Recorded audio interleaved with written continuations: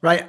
One of the things that was weird was after this, you had the time where you went to Mad Lions, right? Which, if people remember, was originally that like trick squad that came over with Hunden and a bunch of other players that we'll talk about in a minute, obviously, right? When you said earlier about the Sean Gares example, this has to be the most ridiculous one of all time. Like, Hunden is the most perfect example of a player where, like, look, his mind for the game and the things he's done are brilliant, but like, at the end of the day, like, you have to be able to do something inside the server of Counter-Strike. And at the level that that team was at, like, it's at tier 1 now, he just could not have played and been a good player. Like, it doesn't matter how good the call is, right? If one player frags that badly, like, you'd have to call like 3 times better than anyone else or something crazy, right? Yeah, I think the biggest thing with Mad Lions was when I joined the team, they were starting to be relevant as a team. So they're playing pretty good against tier 2 opposition. Then they're about to play some important qualifiers. Then again, I joined the team. We started working really well. We started qualifying for events.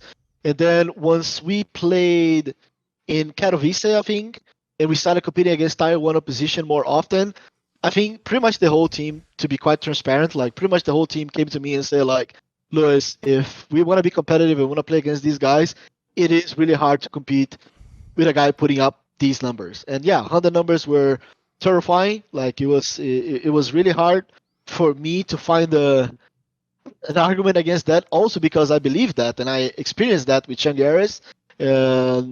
You know, I think Hunden was a really. I think one thing is for sure, as you said, Hunden was really good, really smart, knew how to control the pieces, build teams and stuff. I think he's amazing at that.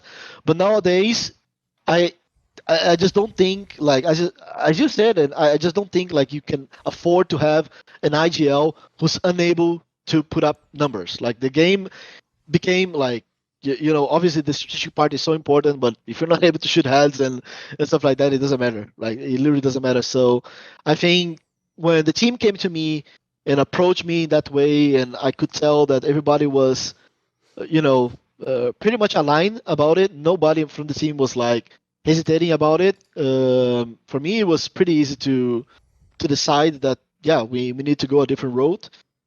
Also because, like, you know, when, again, it's one of those things, when you start playing against better opposition and then the honeymoon period kind of finishes and they start having issues and stuff like that, then the numbers does matter, but also the way that Hunden was calling sometimes also bothered people. Some people wanted to play in a different way. Bobsky, for example, I think Bobsky is a good example. Like, Bobsky is a guy that, again, very strong personality, guy that knows really well about CS. I would actually compare Bobsky with Elish. Like, pretty much the same personality, like 2 really smart guys who understand a lot about the game. It's actually a massive shame for me that Bobsky, you know, stopped competing. Like, I think the guy should be in any of these rosters nowadays. Heroic, Astralis, like, it doesn't matter. Like, he should be in those rosters. Massive shame, because I think the guy is underrated, like, super smart, you know, not as dedicated as Elish, but he just really talented. And Bobsky was one of the players that was not happy about the way Hunden wanted to call on certain maps and stuff like that. So for me, it was just a natural decision to just go with a different route after Katowice. Yeah. See more cool, funny, interesting clips based on topics from my content? Well, subscribe to this channel then, or, you know, be a pleb and don't.